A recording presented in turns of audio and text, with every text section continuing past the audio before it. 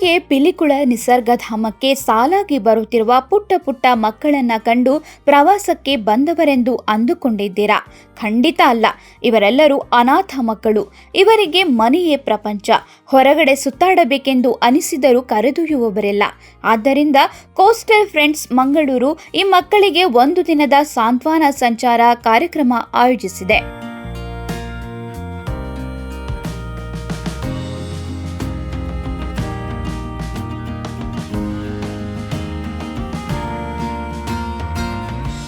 ಹೌದು, ಕಳೆದ ವರ್ಷ ಕೋಸ್ಟಲ್ ಫ್ರೆಂಡ್ಸ್ ತಂಡವು ಹೊರ ಜಗತ್ತಿನಿಂದ ದೂರ ಉಳಿದು ಹಾಸಿಗೆ ಹಿಡಿದಿದ್ದ 6 ಮಂದಿಗೆ ಸಕಲ ವೈದ್ಯಕೀಯ ಸೌಲಭ್ಯದೊಂದಿಗೆ ಸಾಂತ್ವನ ಸಂಚಾರ ನಡೆಸಿತು.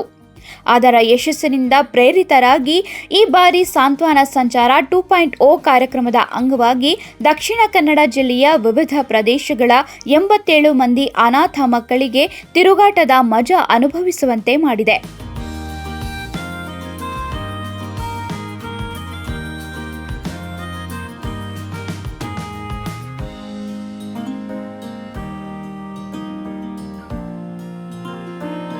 ಅನಾಥ ಮಕ್ಕಳ ಸ್ಥಿತಿಗತಿಗಳ ಬಗ್ಗೆ ಸರ್ವೆ ನಡೆಸಿ ಆಯ್ಕೆ ಮಾಡಿ ಸಾಂತ್ವನ ಸಂಚಾರಕ್ಕೆ ಆಯ್ದುಕೊಳ್ಳಲಾಗಿದೆ. ಈ ಮಕ್ಕಳಿಗೆ ಬೆಳಗ್ಗಿನಿಂದ ಮಧ್ಯಾಹ್ನದವರೆಗೆ ಪಿಲಿಕುಳ ನಿಸರ್ಗಧಾಮದಲ್ಲಿ ಸುತ್ತಾಟ, ವಿಜ್ಞಾನ ಕೇಂದ್ರ ಮತ್ತು ತಾರಾಲಯದಲ್ಲಿ 3D ವೀಕ್ಷಣೆ, ಮಧ್ಯಾಹ್ನ ರೆಸಾರ್ಟ್ಗೆ ಆಗಮಿಸಿ ಭೋಜನ, ಸಂಜೆಯವರೆಗೆ ಮನೋರಂಜನೆ, ಆಟೋಟ ಸ್ಪರ್ಧೆ, ಬಳಿಕ ಮ್ಯಾಜಿಕ್ ಶೋ ಆಯೋಜನೆ, ರಾತ್ರಿಗೆ ಸಮಾರೋಪ ಸಮಾರಂಭ, ಪ್ರಶಸ್ತಿ ವಿತರಣೆ, ಬಳಿಕ ಅಲ್ಲಿಯೇ ಊಟ ಮುಗಿಸಿ ಮಕ್ಕಳನ್ನ ಸುರಕ್ಷಿತವಾಗಿ ಮನೆಗೆ ತಲುಪಿಸಲಾಗುತ್ತದೆ. ಕೋಸ್ಟಲ್ ಫ್ರೆಂಡ್ಸ್ ಮಂಗಳೂರು ಇದೊಂದು ರಿಜಿಸ್ಟರ್ಡ್ ಸಂಸ್ಥೆಯಾಗಿದ್ದು 73 ಸಮಾನ ಮನಸ್ಕರ ಗೆಳೆಯರಿಂದ ರಚಿಸಲ್ಪಟ್ಟ ಈ ತಂಡವು ಪ್ರತಿ ಬಾರಿ ವರ್ಷಕ್ಕೆ ಒಂದು ದಿನ ನಾವು ವಿನೂತನ ಪ್ರಯೋಗವನ್ನು ಮಾಡುತ್ತೇವೆ. ಅದಕ್ಕೆ ನಾವು ಸಾಂತ್ವನದ ಸಂಚಾರ ಅಂತ ಕಳೆದ ಬಾರಿ ಹೆಸರಿಟ್ಟು ಒಂದು ವಿನೂತನ ಪ್ರಯೋಗ ಮಾಡಿದ್ದೆವು. ಅದರ ಮುಂದಿನ ಹಂತವಾಗಿ ಈ ಸಲ ನಾವು ಸಾಂತ್ವನದ ಸಂಚಾರ 2.0 ಎಂಬ ಒಂದು ಅದ್ಭುತ ಕಾರ್ಯಕ್ರಮಕ್ಕೆ ಇವತ್ತು ಚಾಲನೆ ನೀಡಿದ್ದೇವೆ.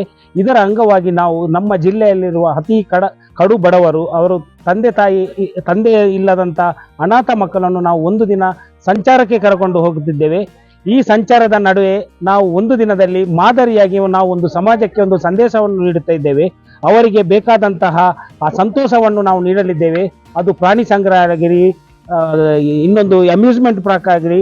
ಅದರ ಮಧ್ಯಾಹ್ನ ನಂತರ ನಾವು ಇವರನ್ನು ರೆಸಾರ್ಟ್ಗೆ ಕರೆಕೊಂಡು ಹೋಗಿ ಒಂದು ದಿನದಲ್ಲಿ ನಾವೆಲ್ಲ ಹೇಗೆ ನಮ್ಮ ಜೀವನ ಕ್ರಮವನ್ನು ರೆಸಾರ್ಟ್ ಮೂಲಕ ನಾವು ಕಳೆಯುತ್ತೇವೆ, ಯಾವೆಲ್ಲ ತಿಂಡಿ ತಿನಿಸುಗಳು, ಯಾವೆಲ್ಲ ಆಟೋಟ ಸ್ಪರ್ಧೆಗಳು, ಹೇಗೆ ನಾವು ವರ್ಷಕ್ಕೊಮ್ಮೆ ನಾವು ಫ್ಯಾಮಿಲಿಯವರೆಲ್ಲ ಸೇರಿ ಮಾಡುತ್ತೇವೆ, ಅಂಥದ್ದೊಂದು ಸಂದೇಶವನ್ನು ನಾವು ಸಮಾಜಕ್ಕೆ ಕೊಡುವುದರ ಮುಖಾಂತರ ಆ ಮಕ್ಕಳನ್ನು ಇವತ್ತು ಒಂದು ದಿನ ನಾವು ಖುಷಿಪಡಿಸಿ ಈ ಸಮಾಜಕ್ಕೆ ನಾವು ಒಂದು ಸಂದೇಶವನ್ನು ನೀಡಲು ಬಯಸುವುದೇನೆಂದರೆ ಇಂತಹ ಯೋಜನೆಗಳನ್ನು ನೀವು ಕೂಡ ಮಾಡಿ ಮಕ್ಕಳನ್ನ ಕರೆತರಲು ವಾಪಸ್ ಕಳುಹಿಸಿಕೊಡಲು ವಾಹನ ವ್ಯವಸ್ಥೆ ಮಾಡಲಾಗಿದೆ.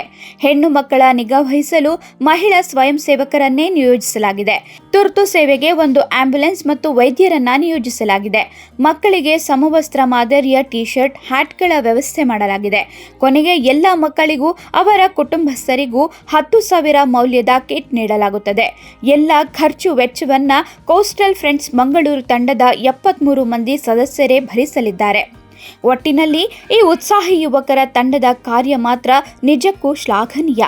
ಇವರ ಈ ಸೇವೆಗೊಂದು ಸಲಾಂ ಎನ್ನಲೇಬೇಕು.